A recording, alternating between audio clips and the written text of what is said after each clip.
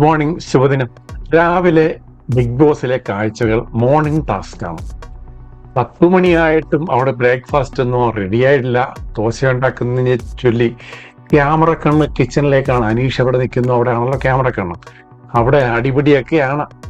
ചുരുക്കി പറഞ്ഞാൽ 2 ദോശയൊക്കെ എണ്ണിച്ചുട്ടപ്പന്മാരെയുള്ള ആഹാരമാണ്. ഈ 2 ദോശയൊക്കെ പപ്പടത്തിന്റെ അത്രയുള്ള ദോശ കഴിച്ച് ഇവർക്ക് എങ്ങനെ വയറ് അറിയും. അതവിടെ ഇരിക്കട്ടെ.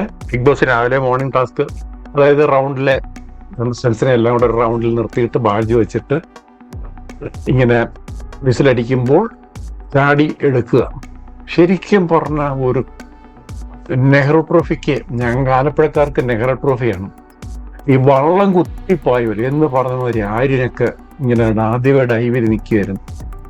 എന്തായാലും ശരി, പലരും അതിനകത്ത് കിടന്ന് ഇടിച്ച് 1 മിനിറ്റ് അങ്ങോട്ട് സമയമുള്ളൂ. ആ ടൈമിനുള്ളിൽ എടുത്ത് അത് വിസിലടിക്കുമ്പോൾ നിർത്തണം.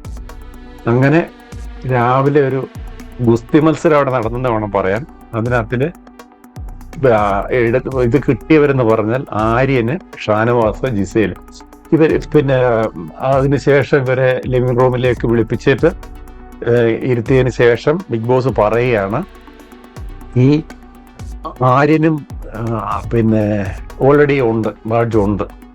പിന്നെ ജിസേലിൻ്റെ ഇത് കൊണ്ട് സാധനം ഒന്നും എടുക്കാൻ പറ്റത്തില്ല, ആർക്കെങ്കിലും കൈമാറണമെന്ന് പറയുന്നു. അതും പ്രകാരം പിന്നെ അനീഷ് പറഞ്ഞു എനിക്കിതാന്നൊക്കെ പറഞ്ഞു. പക്ഷെ അനീഷിന് അവിടെ ഇപ്പം വോയിസ് ഡൗൺ ആയെന്ന് തോന്നുന്നു. എല്ലാവരും കായിക കണ്ടേന അഭിലാഷിനെ കൊടുക്കണമെന്ന് പറഞ്ഞു.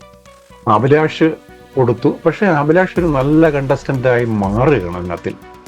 ഇതിനകത്തിൽ ന്യൂട്രലിൽ നിന്ന് കയറുന്ന ഒരു സൈലന്റ് ആയിട്ട് നമ്മൾ ആദ്യമൊക്കെ പ്രതീക്ഷിച്ചെങ്കിലും ഇപ്പൊ ഈ അനീഷിന്റെ വായ കൊണ്ടുള്ള ഈ മത്സരവും ഉള്ളായിരുന്നു. ഇപ്പോൾ ടാസ്കിലും മറ്റ് ഈ സപ്പോർട്ടേഴ്സിന്റെ ഇത് വേണമെങ്കിൽ അതിനകത്തൊക്കെ വിജയിക്കുന്നത് മറ്റുള്ള കണ്ടസ്റ്റൻ്റാണ്. അപ്പൊ നമ്മൾ പ്രതീക്ഷിക്കാത്ത രീതിയിലൊരു ഹൈപ്പ് പലർക്കും ഇവിടെ ഉണ്ടാകും ഈ ആഴ്ച. ഇനിയിപ്പോൾ ഒരു വീക്കിലി ടാസ്ക് കിടക്കുന്നു. ഇന്നിപ്പോൾ വ്യാഴാഴ്ചയായി.